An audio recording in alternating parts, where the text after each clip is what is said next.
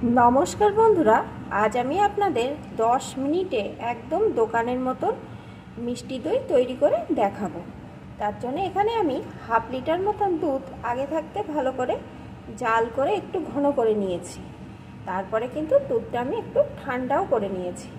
এখন আমি এই রেসিপিটি কেমন করে করছি বন্ধুরা, প্লিজ শুরুতে একটা লাইক দিয়ে দেখতে থাকুন। গ্যাস ওভেনে আমি একটা কড়া বসিয়ে দিয়েছি। এখন এর ভিতরে দিয়ে দেব হাফ কাপ মতন চিনি। এখন চিনিটাকে এইভাবে অল্প আছে কিছুক্ষণ রেখে দেব।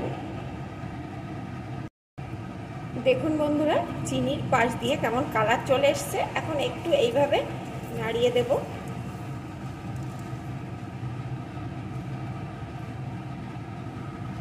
দেখুন কি সুন্দর কালার আসছে।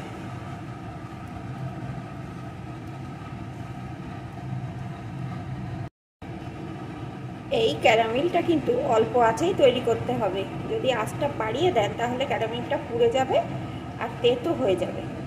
এখন এইভাবে আস্তে আস্তে এটাকে হতে দিতে হবে। দেখুন বন্ধুরা, অল্প আঁচে নাড়তে নাড়তে চিনিটা কিন্তু সম্পূর্ণ গলে গেছে আর কালারটা কত সুন্দর চেঞ্জ হয়ে গেছে। এখন এর ভিতরে আমি দুধটাকে ঢেলে দেব।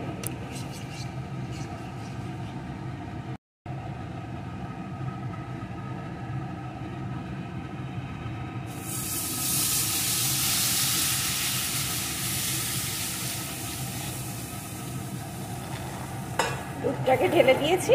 এখন চিনিটা কিন্তু এইভাবে আঠালো হয়ে গেছে। এতে কোনো ভয়ের কিছু নেই। দুধটা জাল দিতে দিতে চিনিটা কিন্তু সম্পূর্ণ দুধের সাথে মিশে যাবে। এখন দুধটাকে একটু জাল করে নেব। দেখুন বন্ধুরা, দুধটা জাল হচ্ছে আর চিনিটাও দুধের সাথে কেমন মিশে যাচ্ছে আর কালারটা কত সুন্দর হচ্ছে। এখন এই সময় আমি এর ভিতরে দুটো এলাচ দিয়ে দেবো, তাহলে দইয়ের গন্ধটা খুব ভালো আসবে। এখন আরও কিছুক্ষণ দুধটাকে জাল করে নেব। আরও কিছুক্ষণ আমি দুধটা জাল করে নিয়েছি। এখন মিষ্টিটা একটু চেক করে দেখতে হবে। যে যেমন মিষ্টি খান সেইভাবে মিষ্টিটা রাখবেন। আমার একটু মিষ্টি কম আছে, যেহেতু মিষ্টি দই একটু মিষ্টি তো হবেই, তাই আমি এখানে 2 চামচ আরও চিনি দিয়ে দেব। এখন আবারও কিছুক্ষণ জাল করে নেব।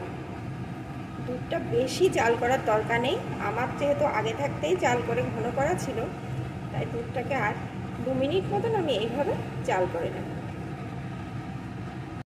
আমি 2 মিনিট মতন এভাবে নাড়িয়ে জাল করে নিয়েছি। এখন আমি গ্যাসটা বন্ধ করে দুধটাকে একটা পাত্রে নামিয়ে নেব।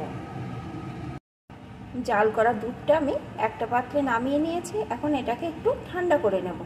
পুরোপুরি ঠান্ডা হলে হবে না, একটু ঠান্ডা করে নিতে হবে।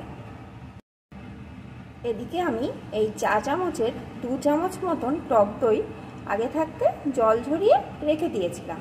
এখন এই টক দইটা এই পাত্রের ভিতরে ঢেলে নেব। ঢেলে নিয়েছি। এখন এই চামচটা দিয়ে দইটাকে সুন্দর করে ফেটিয়ে নেব। সুন্দর করে আমি ফেটিয়ে নিয়েছি। দেখুন বন্ধুরা, দইয়ের ভিতর থেকে কেমন ক্রিমি ভাব চলে এসছে। এখন এর ভিতরে আমি দিয়ে দেব 1 চামচ কর্নফ্লাওয়ার। এখন কর্নফ্লাওয়ারটাও এই দইয়ের সাথে ভালো করে ফেটিয়ে নেব। দইয়ের সাথে কর্নফ্লাওয়ারটাও ভালো করে মিশিয়ে নিয়েছি। এদিকে দুধটাও কিন্তু আমার অনেকখানি ঠান্ডা হয়ে গেছে। একটা আঙুল ডুবিয়ে দেখতে হবে যে কেমন গরম আছে। আঙুল ঢোকানো যাচ্ছে, তার মানে গরমটা অনেকখানি কমে গেছে, অল্প অল্প গরম আছে। এখন আমি এই এলাচ দুটোকে দুধ থেকে তুলে ফেলে দেব।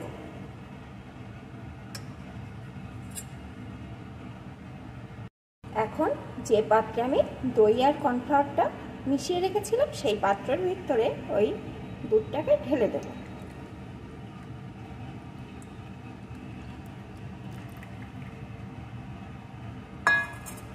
আবারও সুন্দর করে মিশিয়ে নেব। আর আমি কিন্তু এই স্টিলের বাটিটায় দইটা বসাবো, তাই এই পাত্রেই আমি মিশিয়ে নিচ্ছি। দেখুন বন্ধুরা, সুন্দর করে আমি মিশিয়ে নিয়েছি। এখন এই বাটিটা ধরেই কিন্তু আমি দই পাত্রে বসিয়ে দেব। দইটা বসানোর জন্য এখানে আমি একটা কড়াইয়ে একটু জল বসিয়ে দিয়েছি আর তার উপরে একটা স্ট্যান্ড বসিয়ে দিয়েছি। জলটা দিয়ে দেখুন কেমন বাষ্প বেরিয়ে আসছে, তার মানে জলটা এখন আমার গরম হয়ে গেছে। এখন আমি ওই যে বাটিটাই দই পাত্রে বসিয়ে দিয়েছিলাম, বাটিটা ধরে এই স্ট্যান্ডের উপরে বসিয়ে দেব। বাটিটাকে বসিয়ে দিয়েছি আর এখন একটা ঢাকনা দিয়ে এটাকে ঢেকে দেব, যেন কড়াটা পুরো কভার করে যায়। এখন এইভাবে মিডিয়াম টু লো আছে 10 মিনিট আমি রেখে দেব। 10 মিনিট পর আমি ঢাকনাটা খুলে নেব।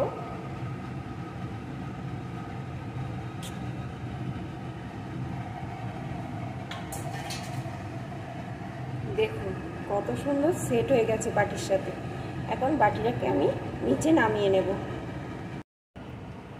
বাটিটা নিচে নামিয়ে নিয়েছি। এখন দেখুন একটা চামচ দিয়ে আমি দেখাচ্ছি, এই দেখুন কেমন বসে গেছে। এই দেখুন চামচের পেছনে কিন্তু লাগছে না। এখন এটা ঠান্ডা করে নেব। ঠান্ডা হওয়ার পর কিন্তু এটা আরও বসে যাবে। আর যদি আপনারা ফ্রিজে রাখতে চান 2 ঘন্টা ফ্রিজে রাখলে একদম পারফেক্টভাবে কিন্তু দইটা তৈরি হয়ে যাবে। আমি ঠান্ডা হওয়ার পর দেখাচ্ছি কেটে কেমন হয়েছে।